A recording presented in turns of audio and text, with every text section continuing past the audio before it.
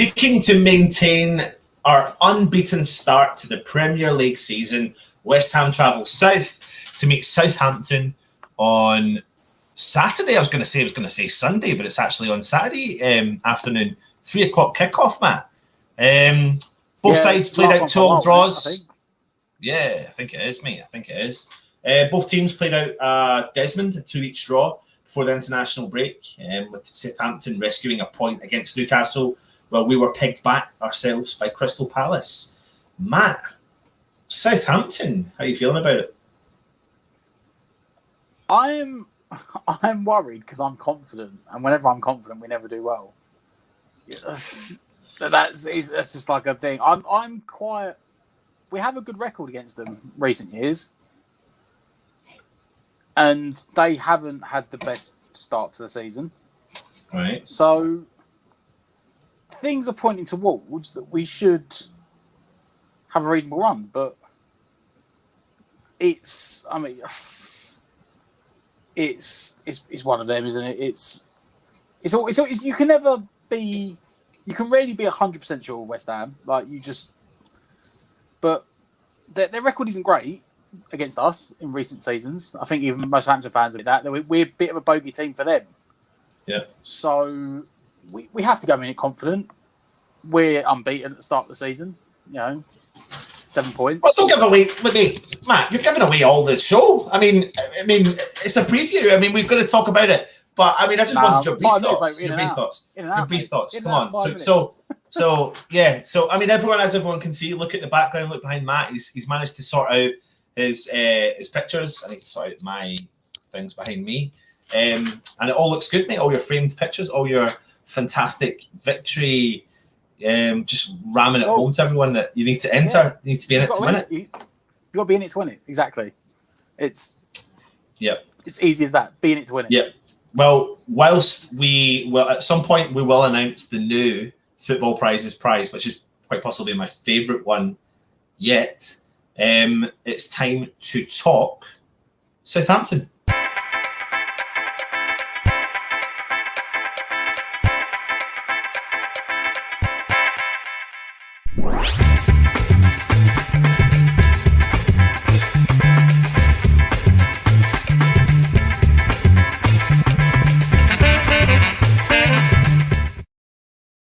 Now, listen, normally we have an opposition fan on. Every single week we have an opposition fan on. I think we've been on a really good run, actually, to be honest, recently. And if we've not had an opposition fan on, we've had a legend on, a legend of the club.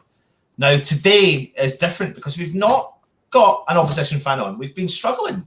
And we had someone on last year, Dan, and he was desperately wanting to make it. He couldn't make it. However, he has sent us a video. Now, the video's not come through, so I'm going to have to put up images and you'll hear about what he talks about with regards to Southampton.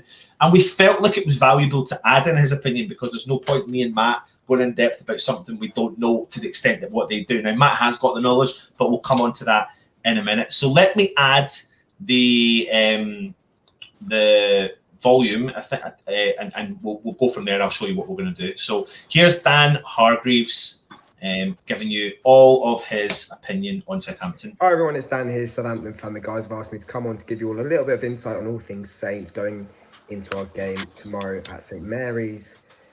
It's been a weird summer for Southampton and a weird start to the season. 2 points from 3 games. On paper, not the best start, but I think a lot of fans expected 0 points from those 3 games when they first saw the fixtures. Everton traditionally and Newcastle as well, we never do well at. And we haven't beaten United at home since our promotion. So to get 2 points out of them, it's not the worst. It's not the worst stuff for Southampton. Scored a couple goals, conceded some goals. It's been pretty much normal Southampton, really. Over summer, lots of kind of different opinions on what we're going to be doing this season. In the sense that some think, we're good enough to push for mid-table. Some potentially knocking on the door of top half. But I think the general consensus is this is going to be a tough season for Southampton. I think a lot of people think that, well, some people obviously think we're going to go down. Some people definitely think we're going to be in a relegation battle. From my perspective, I've seen glimpses of quality. I've definitely seen, I think I've been more enthused over the last couple of weeks or since the season started and seeing some of the players we've brought in, there was definitely a point this summer where I just did think we were headed for a relegation season. So yeah, I'm still not too sure. Obviously, early days, but in terms of our transfer window, with the resources we have, it was good. It was a good transfer window. Obviously, we lost Danny Ings, but we were able to keep with James Ward-Prowse and get him to sign a 5-year deal. We replaced Ings with Adam Armstrong. Still yet to see whether that's going to be a good deal for Southampton. I do like what I've seen of him, though. So, you know, it's obviously going to take him a little bit of time to adjust, but he's already got a goal, which is good. We've brought in a couple of good youngsters. Armando Broja from Chelsea on loan. Tino Livramento for 5 million, also from Chelsea. Both of them look great. We've got Mohamed Alianusi, who's just come back from his loan at Celtic, scored 4 goals in 2 games. So there are good signs. We've got a new left back in Roman Peru. But yeah, I think this game is going to be a struggle for Southampton. I really like West Ham. I like what David Moyes has done and basically transformed them. Last season, they were brilliant to watch, and they've had a good start again this year. Mikel Antonio, of course, in great form. Pablo Fornals has had a good start as well. Big win against Leicester a couple of weeks ago. They fit, you know. I'm scared of West Ham. They do fear me. But at the same time, like I've said, I think there is quality in this Southampton side that West Ham definitely needs to be aware of. Like I said, Adam Armstrong's looked quite good. Shea Adams has had a good start to the season. If Armando Broja's involved, you know, a couple of goals, okay, against Newport, but he's looked like a decent target man. Alianusi's in the form of his life in a Southampton shirt. Mo Salisu at the back has looked all right. Tino Livramento's looked good. There are players there. There are players there that can definitely harm West Ham. Like I said, I feel like out of the 3 games we've had so far, Everton we deserve to lose, but there were opportunities there against Man United, definitely against Newcastle, to win the game. So look, I think it's been an all right start for Southampton. It's going to be a tough game, but I don't know what it is. I've got a feeling we're going to come away with something. Not a win. I don't think we're going to win this one. Obviously, it'd be nice to get off the mark, but I think it's going to be a draw. I'm going to go 1-1. And then in terms of a starting lineup, I think it's definitely going to be McCarthy in goal. A back 4 of, I think Carl Walker-Peters will play at left back ahead of Roman Perot, just because Tino Livramento has done so well. He'll be at right back. And I think it'll be Salisu and Jack Stevens as the centre backs. And then I think it's going to be Oro Romeo and Ward-Prowse in the middle. On the left, I think we're going to see Musa Jalepo again. And then on the right, Mohamed Alianusi. And then up front, Adams and Armstrong. So unchanged from Newcastle. We'll have to see. For me, I'll probably put a different winger in there. I think Walcott and Stuart Armstrong are out, which doesn't really help the cause of finding a different winger. But yeah, look, we've got players there that could cause West Ham problems. It just has to be our day, I think, for that to happen. You know, like I said, West Ham definitely a dangerous side. But thank you for having me. Hopefully, it's a good day out for the guys going down. And yeah, up the Saints.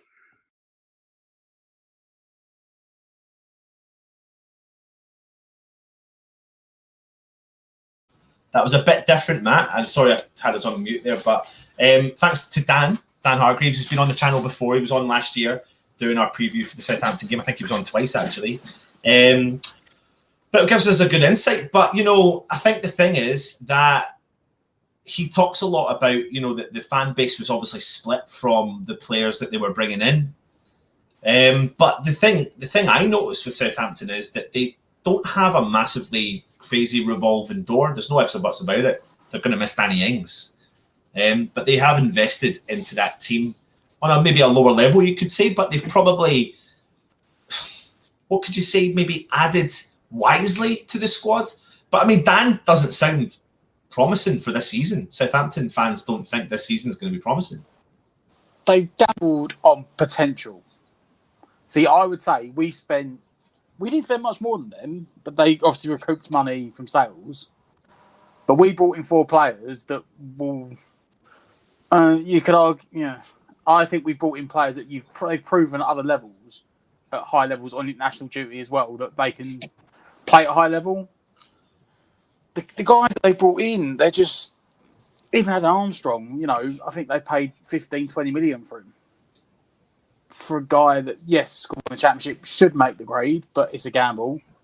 Mm-hmm. The signings they brought in don't fill me with like, yeah, they've done really well. Like if you look at Aston Villa before and after the summer window, even though they lost Jack Grealish, the squad as a whole for them was a lot better. But I don't look at this team and I look at the fact that Ings went out, Vestergaard went out, Bertrand went out, and then even like squad players like Angus Gunn, the goalkeeper, and Obafemi, who scored against us. So they lost players that he's used as team players and players that are, Bertrand is a reliable left back. Still, in fact, he's gone to Leicester, and so is Vestergaard, and lost Danny Ings, And they've gambled on. Oh, I can't pronounce this guy's name. Lanko from Torino at centre back, young centre back potential, could be very good. Is a Brazilian, Serbian, but they've gambled on potential with £6 million. Yeah. And they've got 15 million in for Vestergaard. Paroled, the left back, they brought in from France for £10 million.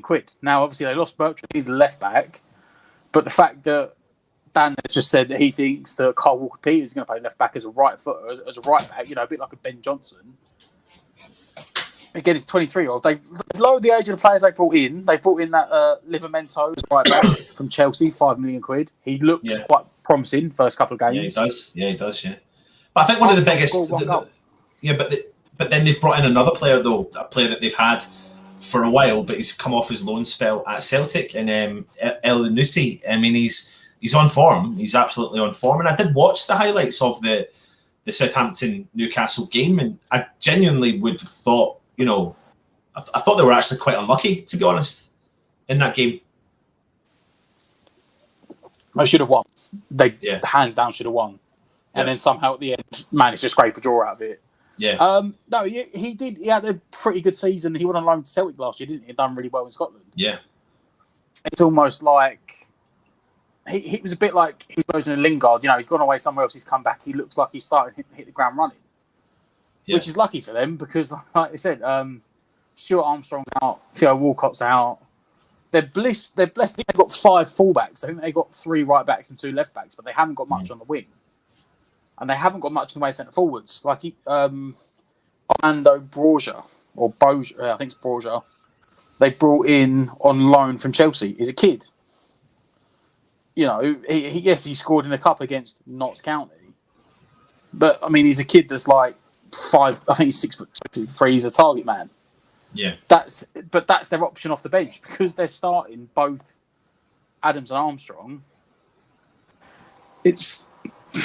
I don't worry for them, but I was disappointed in the business they've done. Like, I thought, as I said, they've bought potential, and I'll tell you what, before potential around what you've got. If you haven't got it, you can't afford to just gamble on potential. You're right. No, you're totally right. Before we move on, let's give everyone all the stuff they need to know about the game.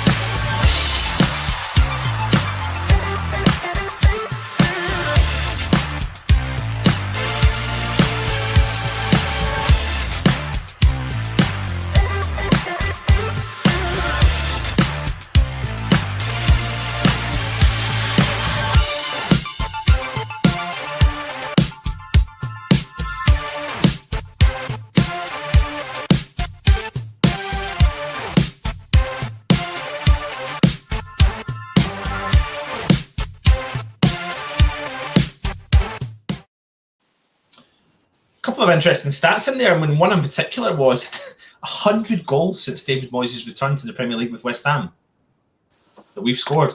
I mean, I know we're going to talk about West Ham in a minute, but that was the one that came out the most at me. I was like, 100 goals in the competition. They did say at the start of the season that I think, especially after the first 2 games, I think since the start of, since like last season now? I think only, Man City and... 4 teams, Man City, Liverpool, Chelsea, and I can't remember the third. But there's only 3 teams that scored more. 3 or 4, yeah. have scored more than on 4 occasions than us each in the league since the start of last season. Yeah. It's surprising. We'll get on to West Ham in a minute, but it's surprising that we thought that David Moyes would come in as a defensive manager and we scored a lot of goals. Yeah. Yeah, absolutely. I mean, they've brought in. They have brought in. It's questionable. I mean, I think you've mentioned there's some of the players that they've brought in. Some people you could go by saying that they're kind of unknown players as such. Livramento, but he started off. He started off quite well. I mean, he's come from the Chelsea academy, hasn't he? Is it 2 players they've brought in from there? They brought in. Yeah, Livramento, 5 million. I think Chelsea got a buyback on him, and Broja, the centre forward, on loan. Yeah, but I mean, they're buying in a lot of young players, though, Matt, and they're trying to do. They're sticking by the manager, right? And this is the biggest thing. He had a terrible time a couple of seasons ago. He got smashed. What was the score? 9-0 or something like that against Leicester. 2 years running, wasn't it? Yeah, it was a crazy amount of goals they were conceding, but they've stuck by him and they've managed to stay in the league and at some points have performed really well. Now, we do have the upper hand when it comes to playing Southampton in the Premier League, but what is it that we should fear when it comes to Southampton? You know what? It's going to sound really weird. It's the unknown of Southampton. Yeah. Because Southampton now remind me of us during like the Bilic-Pellegrini reign, where you didn't know what team was going to turn up. Southampton can turn up and be a really good, well-playing, well-thought attacking team. But then there's other times they turn up and you just roll them over. Yeah. And I'm not being funny. The only thing I don't know well is the guy they brought in the centre-back. They brought him from Torino. Because he's got massive boots to fill. Yeah. Vestergaard had up and down form with Southampton, but he was the leader in the back line, and they lost their leader. I said they bought young. They've done what we did. I think the oldest player they bought was 24, which is Armstrong. So they bought 23, 24-year-olds to come in and give them the legs and energy. But what are you going to get? 4-4-2. So what are they going to have the wings get into the centre forwards? Yeah. They've lost, and the big thing for them, which we hadn't mentioned, is the loss of Danny Ings. Yeah, in the last 2 seasons, he scored 35% of their goals over 2 seasons. And that's gone. Adams wasn't doing great his first season. He contributed a bit more last season. 35% of your goals is a lot. And don't forget that as well. Danny Ings, he didn't just score tap-ins. Yeah, he scored brilliant goals outside the 18-yard box or goals that he created himself and finished himself. Yeah, he was. No, he's a kind of all-round striker. And I know West Ham fans were calling for West Ham to go out and bring him in during the transfer market, but typically of West Ham, because of his previous injury record, I think I understand why we didn't go out there and maybe pay the money at the time for him. But, there is a player, though, that Dan did talk about, Ward-Prowse. We all know what he's capable of doing. People said it was pretty harsh. He wasn't taken to the Euros. He's extremely capable from a set piece. I mean, he's your kind of set piece king, really, isn't he? At the World Cup, I thought I can't remember, it was dropped out injured, and they were talking about bringing one more player up, and I thought it should have been between Ward-Prowse and Lingard, and whichever one got called up, you couldn't have argued it. He has got a very, very good set piece delivery. I think he may have scored more free kicks last year in the league than anyone else. Not saying much because there wasn't actually many direct free kicks scored last season in the Premier League. But I think he scored twice in one game, scoring free kicks. Yeah. There's a guy that we've been linked with before. And they've done well to time down to a new contract, because if they had lost him as well, I would have had them down in that relegation battle. I don't think they'll be that far down. I still think they got enough. I think Hassan Hüttl as a manager has shown that, we said twice now, that they've shipped 9 goals in a game. But he still managed to find a ways to get them going. Yes, they tugged over the line at the end of last season, but I think once they were safe, it was sort of, they were interested. You saw that in the last game of the season against us. I don't fear for them, but I don't. Dan said he actually was scared of West Ham. 2 years' time, Armstrong's been in the league for 2 years. He might be that 50, 20 goal season striker that Danny Ings was.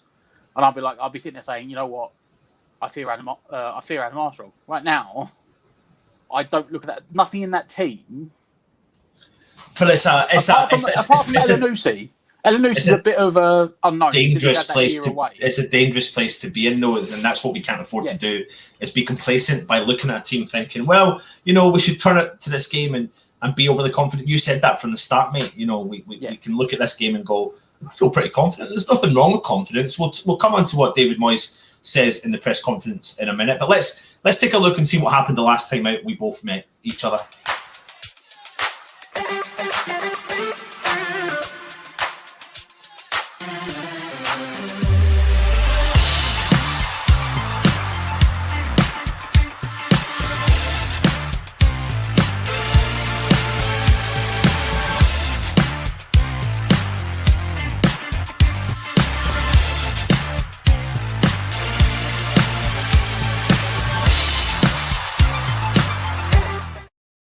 I mean, what a day out that was for 10,000 West Ham fans that got into the stadium that day. We've seen West Ham win 3-0, topping off the end to a good season and finishing off the season really well. I mean, there's going to be some big differences, I suppose you could say, or is there going to be some big differences for the game tomorrow afternoon? So it takes us to that time of the show where we start to talk about our beloved club, West Ham.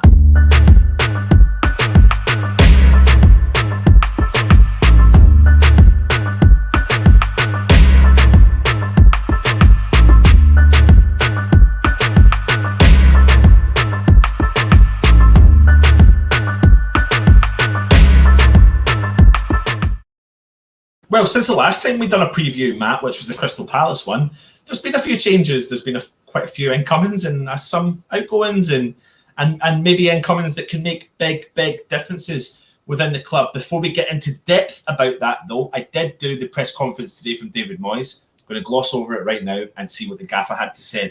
And we'll relate that to when we talk about the team, starting lineup, etc.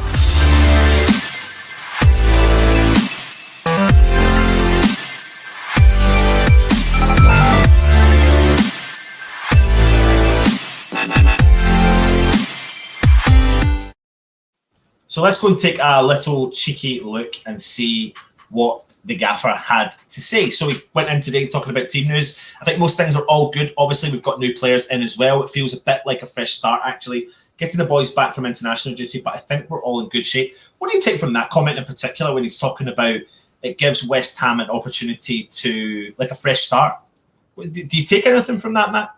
I think it's just, you know what, and I can't believe the time. It was an awful pit. Like, it was generally an awful time, wasn't it? Especially in COVID, that they had the window shut on the Tuesday, but then they had international games on the Friday and Saturday. Like that was, yeah. Or was it the Wednesday? There was Wednesday and Thursday. Yeah. It was literally the window shut the day before international started. So, I think was it Vlasic and Krau only turned up to training yesterday. We bought them a week and a half ago. Haven't met the players because so it almost feels like, because the international break and the way the window finished, it feels like this is like the start of the season again. Yeah. Like say like the window shut before the season started, because they've been away for 2 weeks. There's been no Premier League football, and I'll be honest, I don't know about you, I hate international breaks. Tournaments, a tournament, I'm the same as you, tournaments, but international breaks, just don't fill me with much joy at all. However, you look at West Ham's fixture campaign coming up over the next month, and you're like, whoa! Yeah. But game, and it's internationals again. So it's a blessing for us because it gives some of them a rest. But I think that's what it means, because they've had a week. I think they had like a week off. Then they've had a week back in training, and at the end of it, they've had the new guys come in. So for Moyes, it's like it was like a mini break again, like a mini pre-season. Now it's like, right, let's get down to it, ready to go again. Yeah, absolutely. Let's get into the next part. We talked about Antonio winning the Player of the Month. As you can see from, where is the image here? Let me find it. There you go. There he is with his award. So well done. Massively deserved, to be honest, from Antonio. And so he just goes on to talk about, it says a lot about how he has started the season because his goals have been excellent for us and his play has been very good. He came back in pre-season in good condition and worked very hard during that period. He's been terrific for us, and long may that continue. He goes on to say that we're going to have to manage him, but I do think he's in a better place than he has been before. Obviously, you can get an injury which can put you out. We've brought in other people who can maybe score goals in other way, but we'll have to try and use him at the right times and in the right way. he actually goes on and says that he spoke about a striker search. We would have liked to have brought in someone who could directly replace Meach during the window, who could possibly help him out, but we just could not find anyone. So we've had to try and find other ways to doing it and bringing in other people who we think can score goals in different ways. Keeping Mitch fit is really important for us. We will not play him in all of the games, but we'll try and use him at the right times. What do you think? You know what? That's just... I know. I don't think that's... I think he's starting tomorrow. But I think he said, look, he's not going to start every game. Eyeing up the fact we've got the cup games, I don't think he'll start at Old Trafford in the League Cup. I think he'll rest him. He may not start him in the Europa League game. He may start like Vlasic up front or Yarmolenko. And the comment there about we wanted to get someone in to prove we couldn't do it. Well, for starters, he's a very unique set of forward, isn't he? Yeah. You know, I mean, I say unique. We had one, and then we replaced another one. We had Yarmolenko, who was over 6 foot, big, bulky, strong, and had a pace on him. Yeah. You know, we've sacrificed a bit of the technique for Antonio to bring in the blistering pace. So to find someone of that mould is not going to be easy, especially when you don't have a scouting department. And do you know what, though, as well, though, Matt? Like, the situation we find ourselves in is we've got a striker who's performing to the highest of his standards. He's performing well, you know, winning awards, monthly awards, scoring goals. I don't know what his record is now as being the most consistent goal scorer in the last, 18 months or something like that. I'd be frightening to look at the stats. But the situation is you know, West Ham fans want Moyes to bring in the best player, the best quality player. Moyes is just not settling. He is not settling for anything. So if you're talking about a pyramid, say, as such, and Antonio's sitting right here, and West Ham are looking at a striker who's better than Antonio, the pyramid is all the better players above. And if we're at the top of that pyramid, you're talking about a small number of players with high transfer fees. Yes. And that is probably what's going to make it different. So then what Moyes is going to have to do is drop his standards, which is not what he wants to do. And I get it now. You know, when I watched something earlier on today, and it was a football, I can't remember exactly what it was, and it was a football manager talking with a football director of the club, the director of the club, and they were talking about the transfer window, and they weren't too happy about the transfer window. And that's the analogy that they used. And when he said it like that, it made total and utter sense. You know, if you look at any top club with a striker, I'm trying to think of it. Tottenham with Kane. Kane gets injured. Who have they got to replace Kane? Then they go into the market. Who are they going to find to try and take over that position? It's going to be really, really tough. Well, that's why a couple of years back they had Llorente, didn't they? Yeah. Because it was like a journeyman that was on the back end where they could still do a job. You know, for Antonio, for one, you can't find anyone exactly like him. Yeah. Especially if you find anyone like him that's as good as him, you're not going to afford him. No. Moyes, the only way Moyes could do it is to do what... I mean, he did find one. He wanted Abraham. Couldn't afford him. So he'd have to do what Southampton have done, which is maybe try and find someone that has the attributes that Antonio's got, but isn't scoring the goals, that's a young prospect, and then get him in to mould him into Antonio. Yeah. Because he's taken Moyes 18 months, 2 years to get Antonio to where he is now. So he's shown that with the potential there, he can do it. So maybe Moyes needs to look down that route and see if he can get someone in that's the right mould, but not getting the goals. Yeah. And you're right. And the thing is, if you don't add that right moulded player to this West Ham squad that currently know how to play with an Antonio type striker, what does another striker who doesn't play like Antonio do to the rest of the team? Because the rest of the team is what's clicking, is what's making it work. And therefore, you know, got to hold my hand up and go, I get it. There was no one out there. Sima obviously wasn't the right answer. You know, Tabby Abraham wasn't the right answer. So what will we do? Anyway, let's move on. Talks about signings. They are in the early stages because most players didn't arrive back till Thursday or Friday. I think they'll add to what we've got. We've been a busy window, but we didn't go and spend loads and loads. We brought in players we think can have an effect on the first team. With the amount of games we've got coming up, they'll be able to add something to the team as well. It goes on about the squad depth. We feel that they've brought in international players. We have squad players who are being used, are used to being around international football, and in some cases European football. Hopefully they'll be able to help us maintain our performances from last year. He's talking about integration of these players. We've brought in a couple of young players and a centre-half who's got good experience in the Premier League for his age. Their ages for me give us a chance to develop them and hopefully turn them into really good players. Talks about Zuma and Vlasic in particular. Zuma is obviously a well-seasoned professional, still young for a centre-half. His best days are still behind him. Vlasic is young, 23, on the up and hungry to prove himself. So I hope they both become really good additions to the squad and what we've got. So what do you take from what he's saying there about the signings in particular?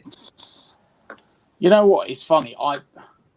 The way he's talking about it, I don't think they're going to start. The fact he said we only had them come in Thursday and Friday, I'm sort of there thinking, you know what? I probably would. I don't think he'd start Vlasic anyway. I don't think he could, but I think there would be room to start Zuma. But it depends on. Well, hold that thought. Hold that thought. I think he doesn't want to give too much away, and I think he's at the moment alluding to that. You know what? He done it with Bowen, didn't he? You need time to bed in. So I don't know if he's trying to allude to the fact that he's going to give him a little while to bed into the team. There's a but to that though, because he does talk a lot about. Let me find it here when he talks in particular about Zuma and Vlasic. Let me just find it here. Is it this one? No, it's this one, I think. This one. Kurt Zuma is obviously a well-seasoned professional and is still young for a centre-half. His best days are still ahead of him. So he's talking here about young players, a centre-half who's got good experience in the Premier League for his age. You're talking about one particular player here, Matt. Zuma. We'll come on to the starting 11 in a second. Zuma's ready to rock and roll, mate. Apart from understanding the West Ham squad, if there's one player that's ready to rock and roll, it's him. Yeah, absolutely. It's just that is it. If he can get the understanding with Bonner in 3 days training or 2 days training.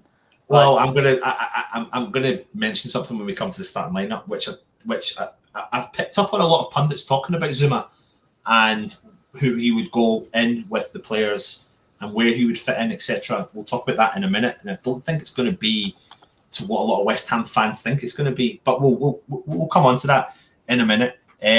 Let's see where we are. We're not going to talk about that because we spoke about that today. On Pablo Fornals, I'm really thrilled for Pablo because last year he went under the radar a little bit. We needed him at different times last year, and he played in lots of different positions. I was really pleased that he got a goal for Spain because he's scoring for us in the Premier League at the moment, and I hope he keeps that up for the club as well. We've got players playing for France, Spain, Ukraine, Croatia, Czech Republic, England, Ireland, you name it, mate. We've got players all over the shop. International superstars at West Ham.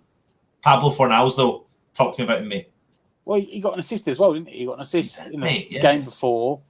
Then he scored the opening goal of the game. He took it well on his left foot. Yeah. I just worry now that, you know what? I worry about him maybe getting taken by someone else because he's now hitting form, you know.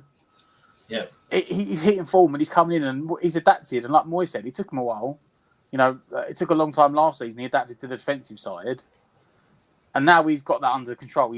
That's just like muscle movement for him. Now we're seeing the attacking play come out and he's linked up with the other players. You know, you could argue he might be the most successful one of Pellegrini signings. He's getting to that stage now. That he's become, you know, bear in mind he came under the radar with, you know, Anderson and Haller. They both come under Pellegrini. You know, it was 4 hours. It was like, oh, this guy will get him at the under-21s because he looks like a really good player. And then it's taken a couple of years. But now, you know, 3 years later, he's back in the Spain team again, playing and scoring. Yeah. That's true. That's true, mate. Well, I'll tell you what, let's get into the nitty-gritty where everyone in the chat is desperate to get to, and that is to talk about the starting 11. So if you are watching, start putting your predictions in for who you think David Moyes will put in his starting 11.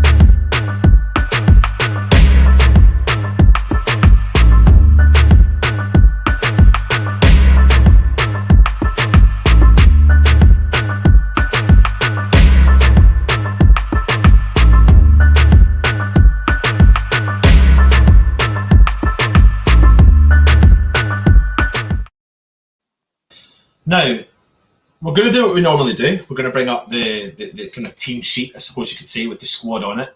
I've had to add a few little cheeky extra players into the equation, of course, since we've signed them.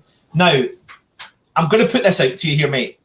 This is a team that is either going to be the exact same team because that's what we're used to saying and that's what Moyes is used to doing.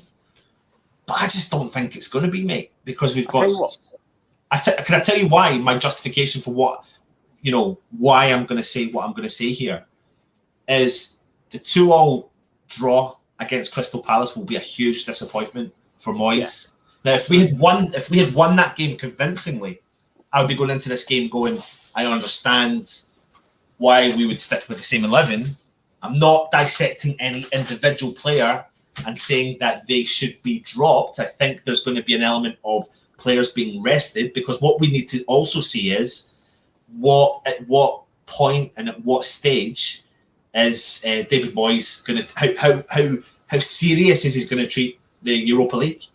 And I get a gist that he is going to treat it a bit more. I think he's always going to treat every competition serious, but I think we're going to see a little bit of our strongest 11 when we probably don't expect to see our strongest 11 in Europa League. Anyway, get your comments in and let me know your thoughts on what I've said there about the start 11 against Southampton. Put your predictions in and how you think Moyes may set up for the Europa League, knowing that the Europa League games are coming thick and fast. What were you going to say, Matt, before we start to dissect this? So I'm going to pick certain players first, and I'm going to leave out certain positions because I think they're the ones that are going to be up in arms, right? Right. So we're going to go with what we believe will definitely be starting tomorrow. And I'm going to leave the players out that I think we can have ours. We can talk about them. I like it. Right, go for it then. Let's go. Southampton straight away, right back. Right. So let me find him. Let me find him first. Where is he? There he is. Bring you in here, mate. Right. Slide you right across there, right back. Creswell. Yep. I do agree with you, mate. Rice and Soucek. Yeah. Let me find Mr. Deckers. There you are, Mr. Deckers. Yep. Fornals. Fornicator. Over to the right. Sorry, into the left here. Yeah. Yeah. Ben Rama. Where's Benny? There you are. In here. In the middle. And Antonio. Right. Where's Antonio? Let me find you. There you are, mate. There you are. Cheeky Antonio. On form at the moment, those players 100% start. Okay. All right.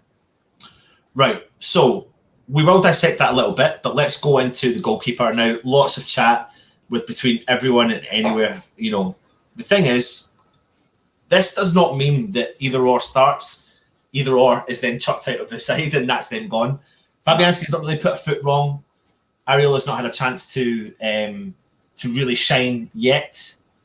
But what we will see is changes over the next few weeks. 100%. We're going to see loads of squad rotation. We're going to see players we've not seen play for the club. That is definitely going to happen.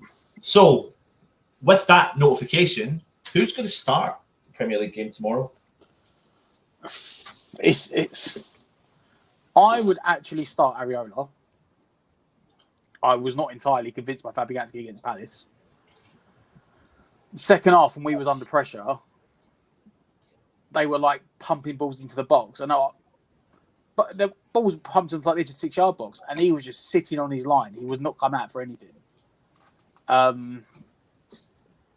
I would give Areola a go. Having said that, it would not surprise me if Fabianski stays in goal and Areola starts in the Europa League game. Yeah. For me, though, I'd go Areola and let Fabianski play the Europa League game. So, with what Matt has said, do you agree? Would you play Areola and put Fabianski into the Europa League team? I mean, I'm all over the shop with this one, Matt. If I'm being honest, I'm really struggling. I don't really know. I think there's a couple of positions that I'm willing to put my neck on the line and say I think he may do.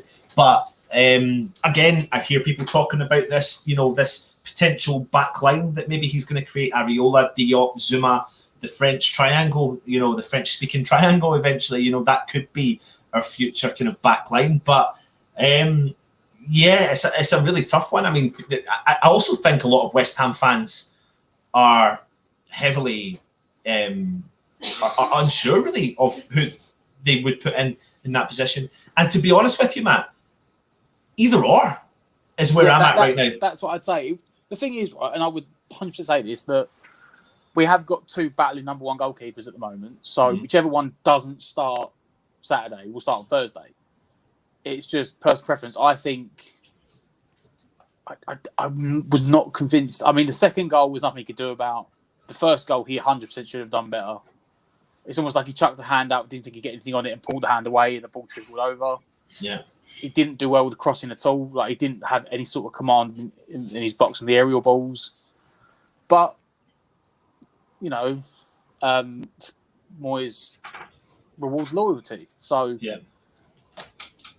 Me personally, Areola, but it wouldn't surprise me if it wouldn't surprise me if Moyes literally walked in on Saturday morning and got a coin out and flipped it and was like, Areola heads, Fabianski tails. Yeah. Whichever way the coin lands on that, right, sorry, right, you're starting Saturday, you're starting Thursday. Personal preference for me would be Areola. Now, the question I'm going to ask you is, what do you think Moyes will do? I'm tempted to say Areola, but I still think that Fabianski is going to be in the position, if I'm being honest. Yeah. I think maybe Areola will probably start Thursday. So let's go with Fabianski for the team against Southampton and put him in there. That's our opinion. That's us kind of trying to dissect it. So let's move into the centre-half pairing. We're now really going to be choosing between 3. We're going to be talking about. I mean, we'll put 4 in just now and see what we all think. So we've got Zuma, Diop, Dawson, and Oggy. We've got to choose 2 centre-halves for those positions, mate. Zuma's come in, Premier League experience, international experience. He's got a lot of Premier League experience. He's ready to rock and roll. Do we put him straight into the starting 11? He's the one. It's weird. I would 100% say yes, but it's weird because I sort of see him being a long-term successor to Ogbonna. I think playing on that left-hand side. So it wouldn't surprise me if he didn't start. It wouldn't surprise me if he went with Diop. It wouldn't surprise me if he went with Dawson and Ogbonna again. Yeah. So then he could then play Diop and Zuma in the Europa League. But realistically, we can't spend 26 million on a centre-back and not start him. Yeah. Like, No. Well, my argument to that is I don't think he would be bothered about that comment, to be honest. I don't think Moyes is all anything like that. 26 million he comes in. But he makes a really valid point when he talks about the press conference, and everyone knows it. He comes from Premier League experience. You can't take that away. He's got, I don't know how many games he's played in the Premier League. Yeah, right. Yeah. So for me, personally, he comes in. Now, the question I'm going to put to you is, mate, what side of central defensive pairing does he naturally fit into? Left-hand side, apparently. The left-hand side. Apparently he's left-footed. So does that mean that you play Zuma? Yeah. He did play the right-hand side of a back 3 for France. Yeah. I think he will be the long-term successor to Ogbonna, but at the moment, in the short term, I think they are best 2 centre-backs. Yeah. So I think Zuma will sit on the right-hand side. Do you think then, the question to this is, do you think there's an element of Europa League consideration we need to take here? So are we literally saying that we are willing to throw the 2 best, what we say on paper is the 2 best centre-halves into the Premier League game, and put the backup centre-halves in the game? Because what we do know with Moyes is he doesn't mind. I mean, he wants to play with 4 centre-halves. He'll happily, he's happy now. He's got his 4 centre-halves. And now the thing is, I've heard a lot of pundits over the last week since we have purchased Zuma talk about who Zuma should partner in the West Ham lineup. And literally, I think I could only count 1 from very, very many that actually said it should be Oggy. They don't think Oggy will play with Zuma. I personally don't, and this is what this is why we're trying to get into Moyes' head, because logically, you would pick your best 2 centre backs and just play them. However, that's not how Moyes thinks. They're 2 very similar centre backs. Yeah, I think like we said with the goalkeeper, he will go one's playing Saturday, one's playing Thursday. Yeah. I think he's going to pick 2 pairings. I agree with you on that, 100%. So it would not surprise me in that sense. So you don't want to more at the same time. It's tough though, isn't it? Maybe Ogbonna and Dawson start tomorrow. Because for me, I'm looking at you've now got 2 left-sided centre-backs and 2 right-sided centre-backs. Yeah. You've now got Ogbonna and Zuma to play left, realistically, because Moyes likes him on the footed player on that side, and Diop and Dawson to play on the right. Yeah. Now, realistically, you're not gonna drop Ogbonna and Dawson to fit Zuma in, I don't think. Can I just show you what I think might happen? Was that Zuma and Dawson? Zuma and Dawson. I've just got this suspicion because his preferred position is the left-hand side of the defence. He is a stepping out defender. Dawson, for people's, even though people think he's been making mistakes here, there, and everywhere, but you've got game after game after game, and he is going to mess about with this centre-half pairing. I don't doubt this for a second. I don't think we're going to see the same centre-half pairing for each of these games, just for the Europa League and then just for the Premier League, to be honest. Well, don't forget last year he had at this time of the season he had the league team and the Carabao Cup team. Yeah. So with the Carabao Cup also around, it would not surprise me if he says, right, he might have decided this week and gone, you're going to be the cup team, you're going to be the league team. And then the players that have been rested will fill the bench. Yeah. I'll be honest, if Zuma starts, I think it will be for Dawson. Yeah. He has played, he played right at the back 3 for France at the internationals. But I can see him not starting. I could see it being Ogbonna and Dawson tomorrow, and then Zuma and Diop on Thursday. Yeah. Or something like Zuma and Dawson or Zuma and Oggy on Thursday. I just don't think it will be a straight. I don't think it will be a complete separate team, to be honest. Anyway, let's go with Oggy and Dawson in the centre-half pairing. That brings us into 2 more positions. We've got several new players on the books with us. So we're literally talking about the right hand. No, is that how many have we got there? 4, 5, 6. Just the right hand side left. Just the right hand side. So, historically, he would go with, where is he? Mr. Jared Bowen. What are we thinking? This is the only other one I was sitting there rumming and ahhing. Because, that's what I was umming and ahhing. Is them 2. Yeah. I'll be honest, he hasn't played bad, but he's probably been the quietest of the attacking 4 at the start of the season. Yeah. He had that big chance against Newcastle when he ran past back 4 players and then hit the goalkeeper.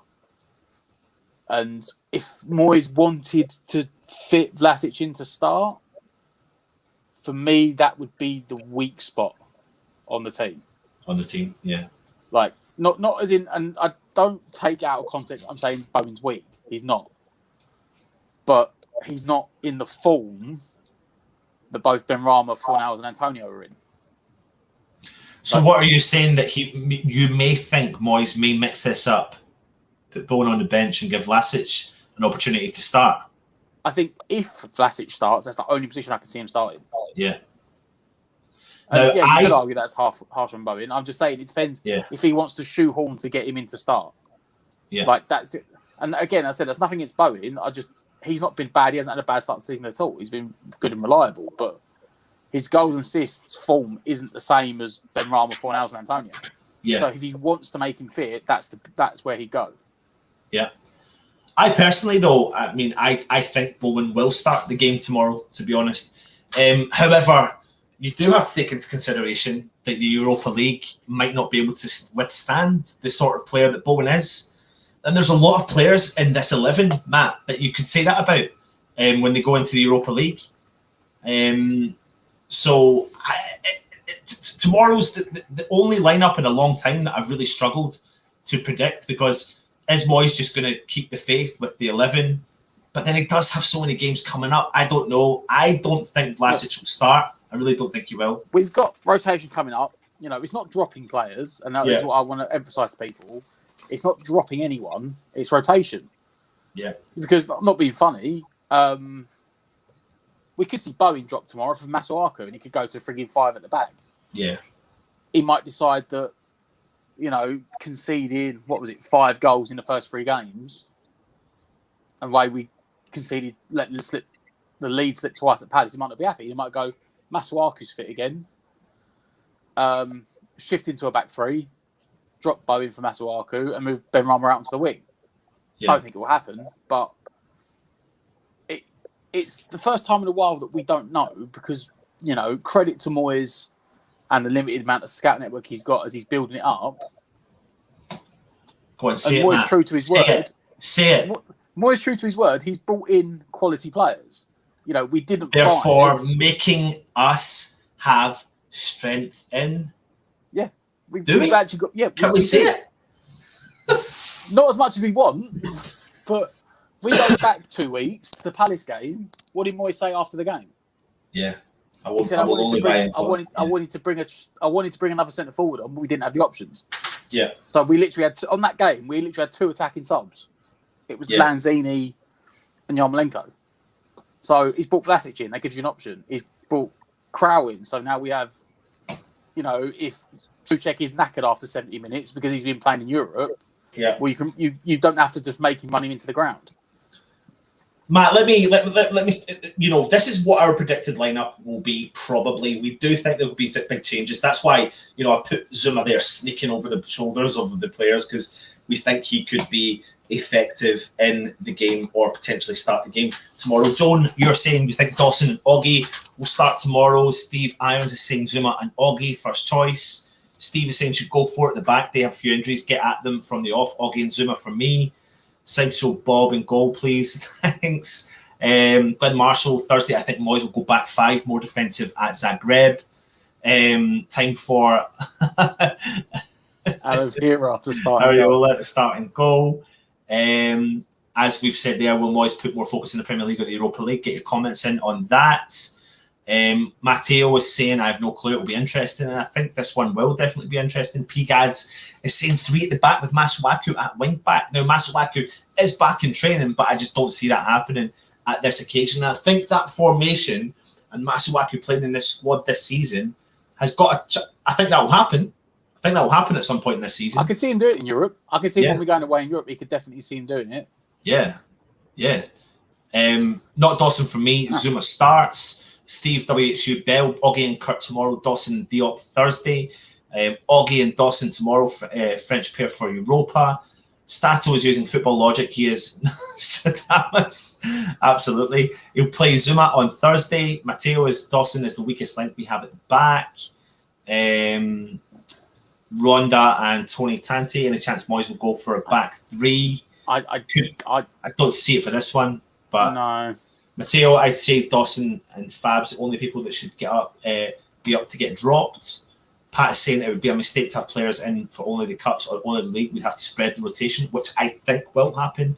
Pat, 100%, I really, really do. Howard Ailes is saying Bowen up front, ? Steve Irons, Vlasic on as a sub for whoever is underperforming. Absolutely. De Pablo, our front 4, very interchangeable. That needs some training. Not sure any new will play properly. Neil T could bring Bowen on in the second half for Antonio. That's an option as well, of course. It would be harsh on Bowen, but you cannot drop Benny or Pablo. Absolutely not. Glenn Marshall, Europa League. I can't see Moyes making that many changes. Carabao Cup is different, possibly. I think all 5 players will drop out of one game every 5, Pat. So lots of different opinions here, Matt. Let's see here. King Arthur. WHU 58, not sure if it's a good idea to start Bowen on the bench. Vlasic is to earn his place by playing Europa League to begin with. And that's the thing, mate. That's the thing. We've got games coming up where these players are opportunities to really show what West Ham are capable of and what kind of depth we've got and strength we've got in the depth, It's all about rotation. Yeah, absolutely. And we're going to have to definitely get used to that. Hi, Happy. Hope you're well, keeping safe. Thank you for joining us. That doesn't matter. Virgil van Dijk is right-footed and plays on the left centre-back. All depends on the quality of the player. It does, but Moyes has a history of playing the player in the position that, and particularly in his defence as well. PS Zuma may play on the left of defence, but he is right-footed. So then maybe you could go in for Dawson. Yeah. Well, listen, we'll just have to. But again, like I'm saying, it's that the only thing I could see them maybe not going in is the fact that they've only been training 2-3 days. Yeah. This is the thing. Had it not been an international break, or had they only played 2 games, not 3, and been back like Monday or Tuesday, and then they'd had 3, 4, 5 days training together. But 2 days training, look, Zuma is old enough and experienced enough and played enough that he should be able to do it. So it depends on what Moyes wants to do. Yeah. But we got games. We've said we got 7 games in 21 days, 23 days coming up. Yeah. Yeah. Rotation coming thick and fast, and that's what people need to remember now. It's not going to be Moyes dropping players. It's a game every 3 days. He will be rotating to keep everyone fresh and keep the tempo up. Yeah. You can't play the way we play and not rotate when we're playing the game every 3 days. Yeah, absolutely, mate. Absolutely. Pat, I can't do the comments like Stell does, because Stell does one show a week. I carry Stell on my shoulders. I've got to try and read the comments. He's chucking me out. He's trying to shut me out. Stell just does nothing, mate, Pat. That's why he sits and has the time. He has time on a Monday night, doesn't he, Matt? I'm not right, Matt. Doesn't even write his own show, mate. I don't know what he's getting. He's ridiculous. Don't believe anything he says. Don't believe anything he says. Pat in sync again. Anton is a message delivering machine, bit like the Scottish accent. You have to though. You have to. What you have to do. Ignore that one there. What you have to do, Steve, is you have to reply to people. You have to reply to people at the time that you're talking about something. But what Stell does is he does a show for 3 hours and then goes back to the start and talks to you about something. And then he actually says during the show, lads, I don't know what you're talking about. Lads, I don't know what you're talking about. And someone says a green Stell, it's like, I don't know what you're talking about. It's just absolutely away with the face. Was it last week's one when I was listening to some of the chat and we were half an hour into the show and he hadn't got to his first topic yet? Yeah. Because he was just reading through all the chat. Yeah. Stell. Yeah. Absolutely. Listen, before we move on, I am going to tell you about the next competition coming up from Football Prizes. So I'm putting the link in there. I'm going to share the screen for you right now. So where do we do this? And check this bad boy out. I love it. I actually love it. Mark Noble signed, custom framed, Upton Park seat for £6.95. Only 65 tickets will be sold already. This has gone live at 7:30 tonight, and already I believe 6 tickets have been purchased. Yeah, there it is. Their tickets sold 6, so there are 59 tickets left to purchase for this absolutely fantastic prize from Football Prizes. I will definitely be entering that bad boy, Matt. Everyone's in there saying, where's Max going to get this on his wall? Epic hashtag. Right there you go. Congratulations, Matt. You've just won the Mark Noble seat. So get on it. Get on it. It's a fantastic prize. And I've not even seen who won the Vladimir Sufal top. Can someone, however, I've heard Stato is the prize. Absolutely, Fo. Absolutely. I entered the Sufal one, so I want to see who's won that. Hopefully I get some good news, but knowing my luck, I certainly won't. What is this here? James is saying, contrary to some people's beliefs, our newly found strength and depth is a plus for West Ham. Absolutely, James. It absolutely is. Anyway, if you are interested in that, you need to go and click the link I just put in the chat to enter the competition. Matt, I think Matt's doing the competition right now. I think he's sweeping up all 59 tickets. That's available. Steve Irons, I like it, Anton. Thanks, mate. Thanks for the kind words. Thank you for the kind words. Joan, much love. Much love. That's why I've got a bad back. I carry this guy on my back. I don't know what he's. Well, I should say. I mean, he's. Do you know what? He is really small with a big head, a big ego. So that's the heavy part. That's the heavy part, man. No wonder I've got a sore back and I've got to put, take all these tablets to get over it and stuff. So, listen, it gets us to the interesting time of the show. Get your predictions in for the game tomorrow. West Ham take on Southampton. Please put your predictions in the chat.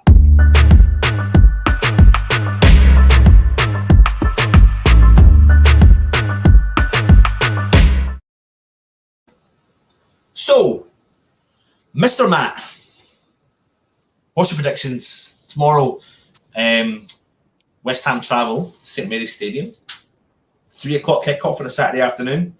You're not going, I'm not going, which means we will be here on a match day live. Young Stelios will be at the game. Young Jakey boy's going to the game as well with his dad. I think he's buzzing. So yeah, what's your thoughts? What's your predictions? Get them in the chat. Still, don't put them on yet. Don't put them on yet. I'll put them on in a minute. I'm going to go 3-1. 3-1 West Ham away from home. Love it. Go on, Matt. Go on, son. Right. I'm going to go. You ready for this one? What do I do? What's my normal? What's my prediction? What's my normal one? I think we have like 3-0. No, I'm not going to go that. I'm not going to go that, man. I'm going to go 4-2 West Ham. 4-2. Just to make it a little bit interesting. Kimbo, I am Anthony. Yes, I am. Lee Newman is saying 3-1 West Ham. Mighty Hammers. Come on. Love it. Pete Chapman, we already seen your score because Stell decided to put it up a lot earlier than what we needed to. 3-0 to West Ham. We will take that. 5-0 Neil T. That is confidence and a half. 100%. Love it, though. 18-0, Pat. Love it. I've been on the Mary Jane again. Good man. Why not? Steve House saying 4-2 West Ham. There you go. Great minds think alike. Vinay is saying 3-0 to West Ham. Antonio Creswell and Benny. WHU 58. West Ham to win 3-2. Fulsheezy 1-0 Southampton. Of course. Joan 1-1. Would you take a draw, Matt? You're disappointed with the draw, wouldn't you? Is that the West Ham we've become? Is that the West Ham fans we've become? On paper, we're disappointed with a draw, right now, as things stand. Howard Ailes is saying 3-1 West Ham, Fornals, Brace, Suchek, even all Ryan Iron. Love it. Love that name. 4-2 West Ham, Antonio Masterclass. Ian Smith 3-1. 4-2 from Glenn Marshall. 2-1 Tim. Fat Gachenko is 4-0 to West Ham. All goals from Yarmolenko. Please talk about our FPL Predictions League before I fall off the top. Is that a thing? Sorry, Steve. Stephen Galloway, 4-0 West Ham. Steve Irons, 2-1 West Ham. Pigats 5-2. Suchek with a pair. Bowen with a pair. And Antonio gets a late one. That'd be nice. Epic Hashtime, 4-2. Is if Fabianski starts, 4-0 if Areola starts. Long Dark Tunnels, 1-0. Kimbo, 3-1. Skizzle Base, 4-1 West Ham. Tim Sharpen, 2-1. No way. No way. Did I win it? Did I win it? Sorry, I know we're in the middle of the show. Please say I won it. Please say I won it. Please say I won it. Please say I won it. Please say I won it. I'm sorry. I know we're live in a show, but please say I won it. Where is it? Where is it? Yes! Yes! You've got to be in it to win it. You've got to be. People. I love it. I'm buzzing. I'm actually buzzing. I'm actually buzzing. Honestly, I'm sorry. Thank you, Kimbo. You are a legend. You are a legend, Kimbo. Absolute legend. Adam, 3-2 West Ham. Soufal shirt. Yeah. Love it. Ronda, 1-0 with a late header by Zuma. Jonah, I want to think we'll win with Southampton. We'll be better than we expect. James, 1-0 to the new Claret and Blue. Jim, these names, man, are brilliant. I love it. I bet Anton is going to sniff that seat. No, I've not won the seat. It's Vladimir Soufal have won. Vladimir Soufal won. Another fix. I had a nice one. They're both shysters. Congrats, mate. No worries. Well, you've got to be in it to win it. If you want to win these competitions, then please do it. Surely you're donating the Southampton shirt as a prize, Anton. Mate, I have donated everything on this channel. I'm going to take something back. I'm going to take something back for once. I don't take anything from this channel. So I'm going to take space right there. I thought well. the thing that I need to have a discussion with the missus. I need to go through and speak to her and say to her like how I'm gonna. And you need to tell me how you get this. How you get this? How did they get it to you? Anyway, this is another conversation for another time. I'll tell you after we come off. Yeah, right, cool. Listen, it's been an absolute pleasure for everyone joining us again on the West Ham Network. This is our preview. Thank you for joining us. And literally in about 50 minutes' time. That's the plan, but it's still setting up the show because I've done 2 or 3 shows today, still done nothing. Time. So probably means about 1:45. But as it stands, I believe we're going live at 11 o'clock tonight for the late show. So please join us in about an hour time. And yeah, if you are new to the channel, subscribe. Please hit the thumbs up and leave a comment. Matt, Southampton player you fear the most? I can't pronounce his name. Elyounoussi. No, Dupreno. Oh yeah, the midfielder, the tricky midfielder. Yeah, the winger. Yeah. I actually think this lad, we need to really watch out for because he's on form. Elyounoussi just come back from his loan spell at Celtic, so I think we need to keep an eye on him. The player that they should fear most tomorrow, Matt. I'll just have to go easy answer at the moment because he's man player of the month, mate. Michail Antonio. And I tell you what, though, I feel like Fornals is going to pull the strings. I feel like he's starting to get to the point where he is pulling the strings. So I'm going to go for Mr. Pablo Fornals to do it. Anyway, thank you. Oh, Matt's gone. Thank you for watching. This has been the West Ham Network. See you in an hour for the late show. Come on, you irons, and tomorrow for the match day live as well. Matt, just give him a little wave. Say goodbye. That's it. Cheers. Take it easy. Stay safe. Come on, you irons.